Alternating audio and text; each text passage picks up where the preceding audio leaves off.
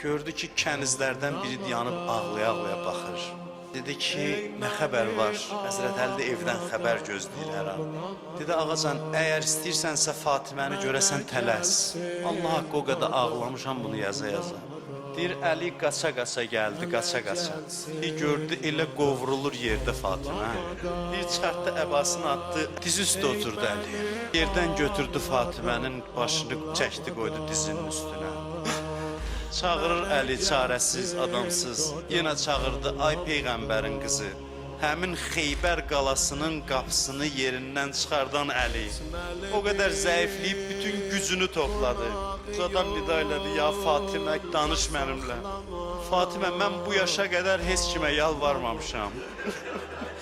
Onlar yalvarıram, danışdır məni. Danış mənimlə, ölməyim mən, ölməyim. Bilirsən kimdir səni çağıran Fatimə? Mənim ümidim sənsən. Cavab vermək istəmirsən mənə, sənin əmin oğlu Əli idi səni çağırır. Bunu deyir, eşidəndə Əlinin adın.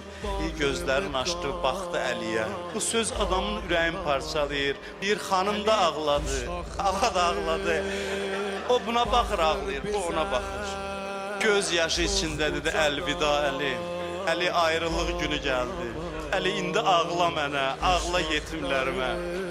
Səlman deyir, mən də ağlayanmirdim doyunca. Gecə düşdü, çıxdım şəhərdən, getdim Xurmalığa, Nəxlistana. Bir yer tapdım, oturam, ya Zəhra deyəm, ağlayam, gördüm kimsə məndən əvvəl gəlib. Gördüm bir qərib adamdır, bir məzlum adamdır, dizlərin qucaqlayıb yana-yana deyir, ya Zəhra.